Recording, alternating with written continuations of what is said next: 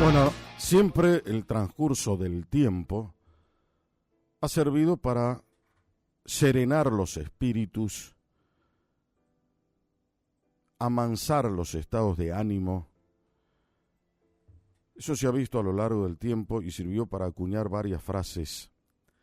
El tiempo todo lo cura, hay que esperar que pase el tiempo para que restauren las heridas, y no sé cuántas cosas más, ¿no? Sobre el tiempo, el paso del tiempo.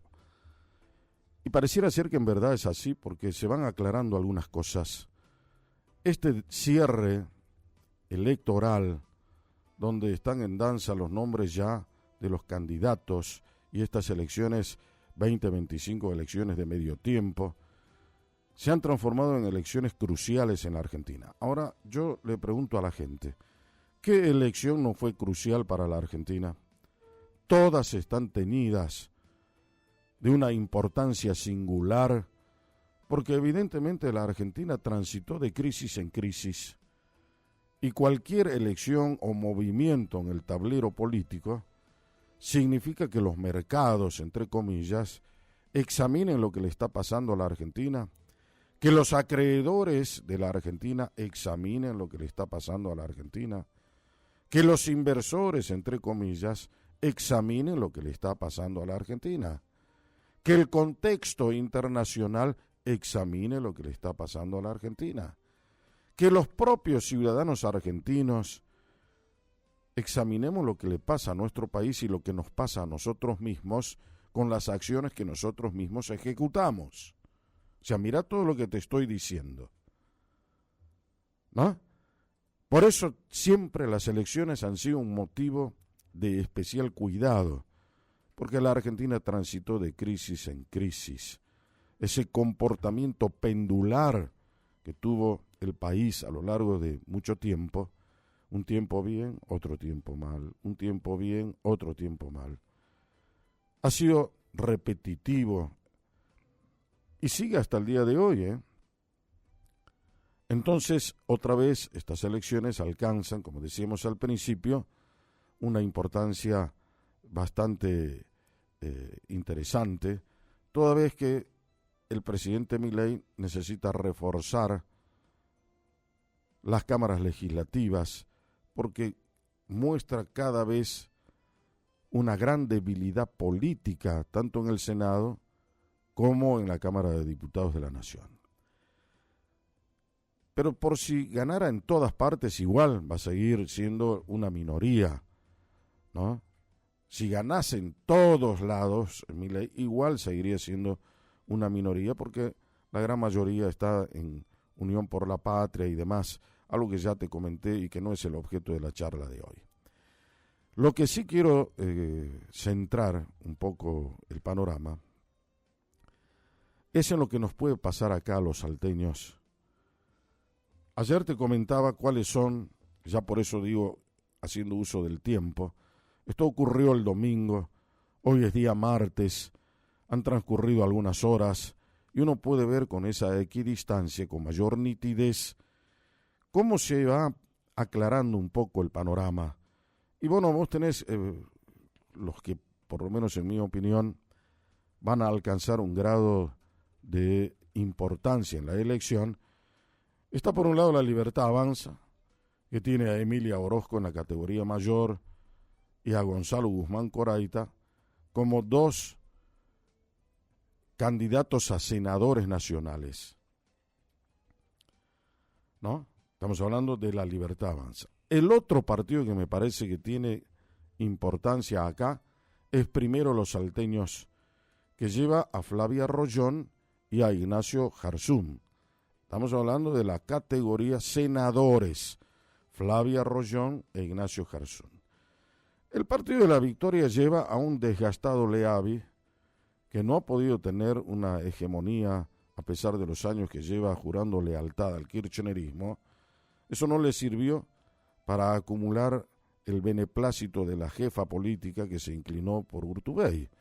Ahí le está demostrando a Leavi, a quien él le juró todo tipo de amores, ¿no?, y de lealtades, que ella tampoco es tan leal con él, y por eso, en definitiva, lo rechazó y lo prefirió a Urtubey. Eso obviamente enojó a Leavi, que se fue del famoso Frente Fuerza Patria y se quedó con su partido político que se llama Partido de la Victoria, que él preside a nivel nacional, y convocó a Laura Cartucha. Entonces es él y Laura Cartucha candidatos a senadores nacionales. Y Fuerza Patria, como te había dicho yo en un editorial ya que tiene más de una semana, lo habíamos titulado Jubileo Peronista del año 2025. ¿Qué es el jubileo? Es el perdón que se utiliza obviamente en las manifestaciones religiosas, sobre todo cristianas, que daba el Papa, ¿no?, para perdonar los pecados de todos los fieles con mayor magnanimidad.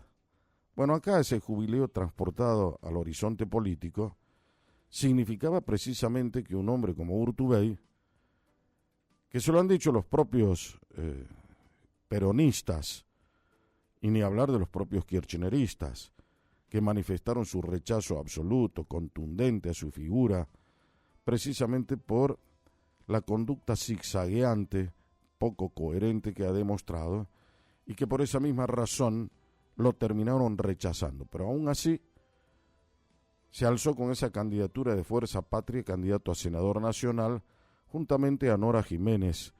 O sea, la debilidad de esa fórmula entre un hombre que no es querido dentro del propio espacio al que pertenece y una mujer que no ha hecho nada en el Senado en los últimos 6 años, ¿me quieren decir de qué estamos hablando?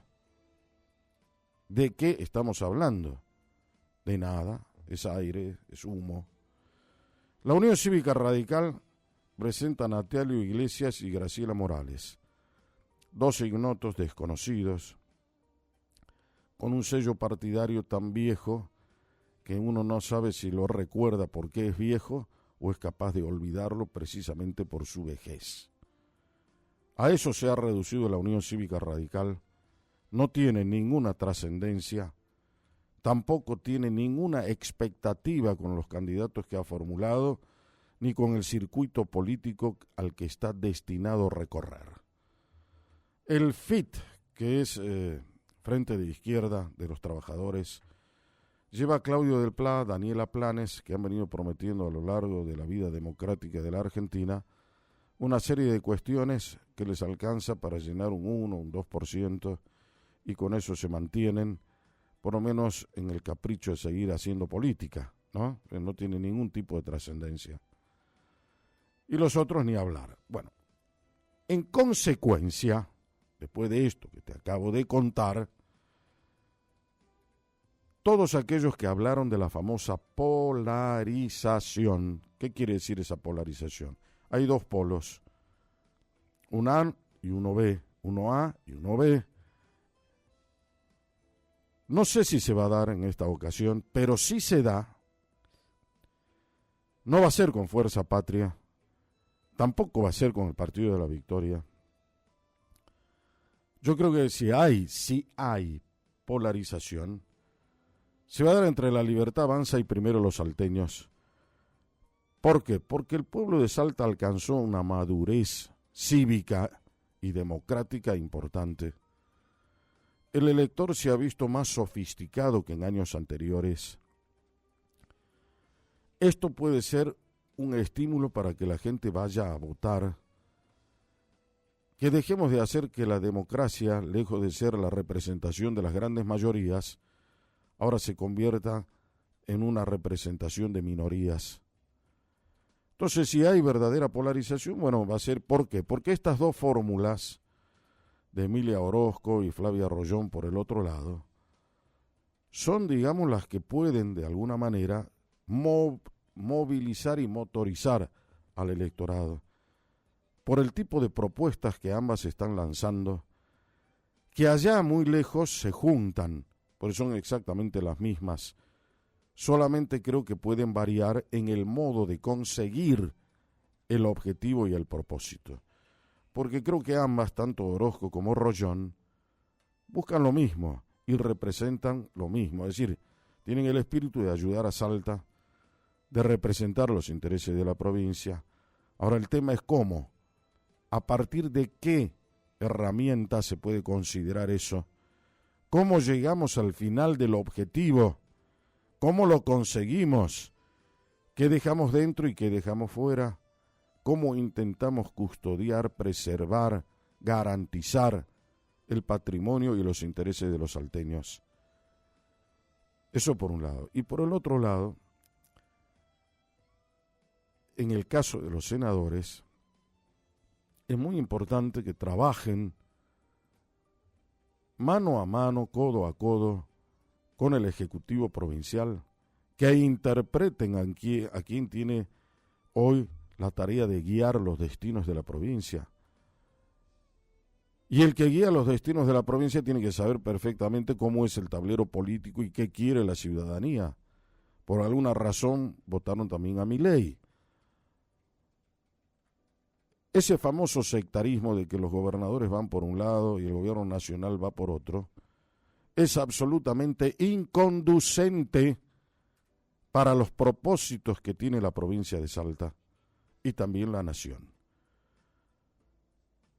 No podemos andar desintegrados. O somos una nación o no lo somos. Más allá de repetir hasta el cansancio que las provincias son preexistentes, bueno, ahora existimos ya como nación, eso era antes. Desde el momento en que formamos parte de una nación, tenemos que saber claramente cómo tenemos que preservarla, cómo tenemos que ampararla, cómo tenemos que guiar a esa nación que hemos constituido entre todos. A menos que no hayamos comprendido el texto constitucional, tampoco hayamos comprendido el Pacto de San José de Flores, tampoco hayamos coincidido con la historia para saber qué es lo que queríamos fundar desde el año 1853 y 1860. Entonces, los líderes políticos tienen una obligación que es buscar señalar cuál es el camino que debemos recorrer como pueblo. Inclusive el pueblo puede equivocarse. Por eso los líderes se supone que ven lo que los demás no ven. Por eso los líderes tienen un carácter especial que hace que los puedan seguir, ejercitar su liderazgo para conseguir los objetivos más importantes que tenemos como país. Por eso los líderes en política deben ser patriotas. Por eso los líderes en política no deben acordarse de sus cuestiones personales. Por eso los líderes deben tener grandes renunciamientos. Por eso los líderes no pueden ser acomodaticios ni oportunistas. Por eso los líderes tienen que estar hechos de una madera tal que soporten el desgaste del tiempo y de la propia política.